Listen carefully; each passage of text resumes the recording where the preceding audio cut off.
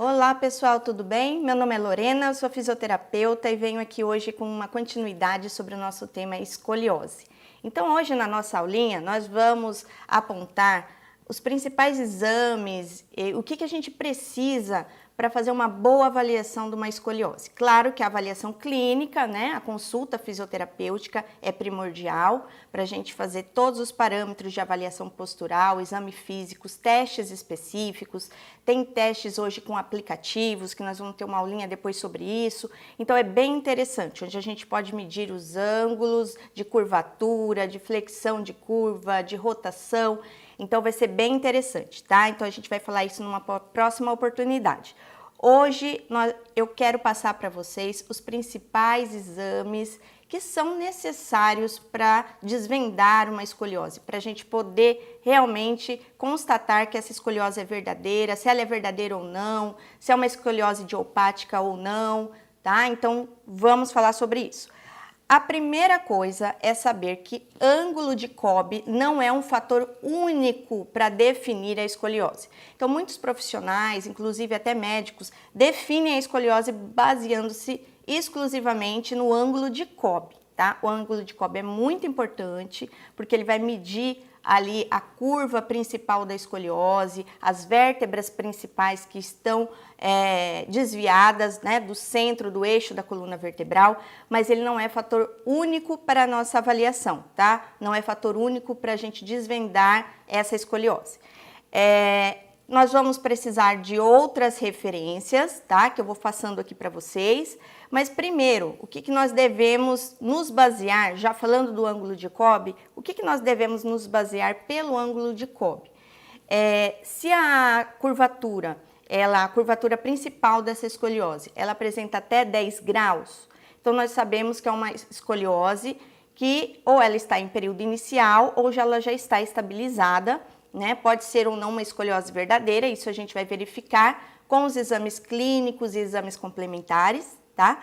Mas até 10 graus, nós podemos dizer que uma grande parte da população já possui uma escoliose aí caracterizada até 10 graus. Os médicos não consideram como uma escoliose preocupante e muitas vezes não passam nenhuma recomendação, nem fisioterapêutica, por acreditar que até 10 graus ainda não tem que se preocupar com essa escoliose. Nós, fisioterapeutas, vamos preocupar com mais antecedência em relação a esses graus, que podem ser só 10 graus, mas é um momento certo da gente estar corrigindo, de estar intervindo fisioterapeuticamente, tá? Então, o que nós vamos fazer? Além de observação, que é acompanhar periodicamente os exames e avaliação clínica deste paciente, tá? Principalmente se ele estiver na fase de crescimento da infância à adolescência, então fazer acompanhamento periódico. Nós já vamos entrar com alguns exercícios fisioterapêuticos, exercícios baseados principalmente a estudos científicos, embasamentos científicos, então são exercícios específicos para a escoliose, tá bom? De 10 graus a 25 graus. Além dos exercícios corretivos, nós vamos estar aplicando algumas técnicas manuais. Então, além dos exercícios corretivos, que são exercícios ativos assistidos, realizados cinesioterapeuticamente falando, com auxílio do fisioterapeuta, fazendo a correção dessas curvas no momento correto do movimento, associando a respiração, o período respiratório, principalmente o expiratório.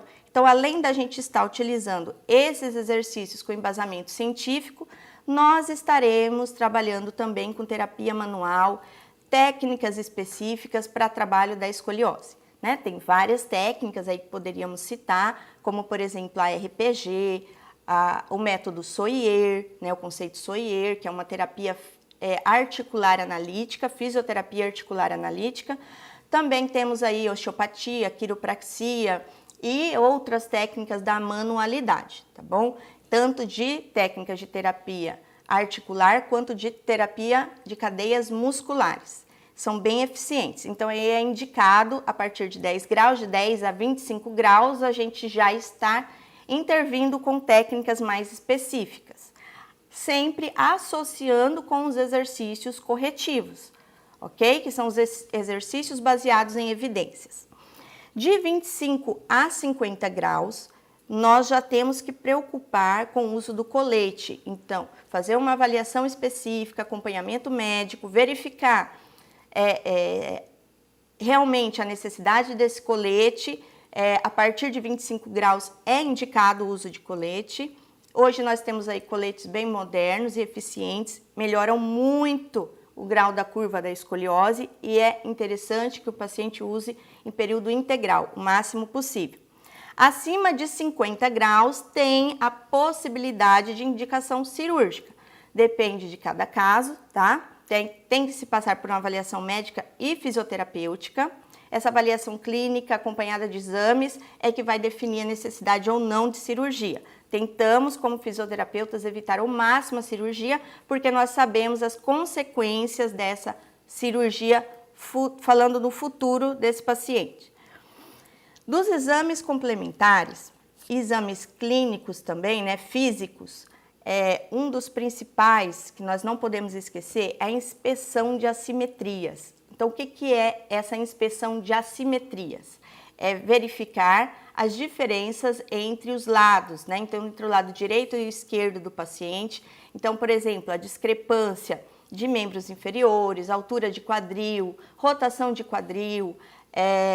Vamos verificar também a posição dos ombros, as escápulas, uma escápula mais elevada ou mais alta do que a outra.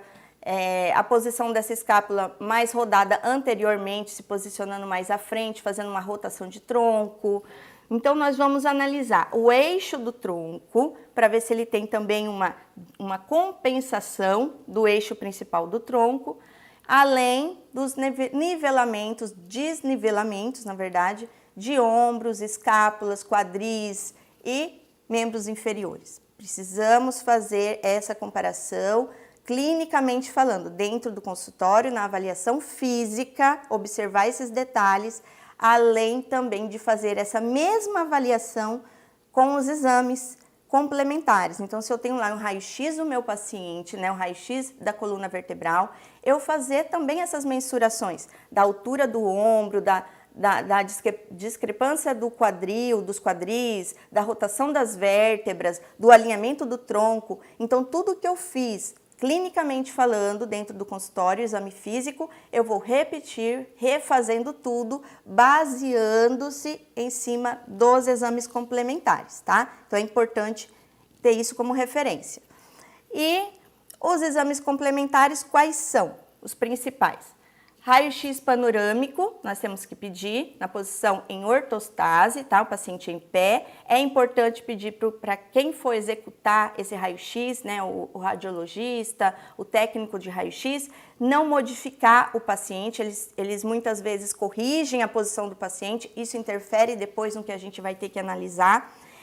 Raio-x de perfil, raio-x AP, né? Anteroposterior, é importante. Exame de Risser, que é para pesquisar o Risser, na verdade, é um exame de ossificação da apófise do osso ilíaco. Também pode ser feito pelas mãos, tá? Escanometria óssea, que é para mensurar a diferença ali entre os ossos fêmur e tíbia, principalmente. Ver a diferença de tamanho de cada osso, ver se tem aí uma discrepância do tamanho ósseo. É importante também, nós já até falamos isso em outras aulas. Tá? Então, recapitulando, raio-x panorâmico é essencial que eu tenha, raio-x AP e perfil, tá? Exame de Risser para acompanhar o crescimento, lembrando que o exame de Risser nós já falamos em outra aula, mas o exame de Risser é só para crianças e adolescentes que nós vamos pedir, que vai ali qualificar o nível, né, desse crescimento ósseo desse paciente.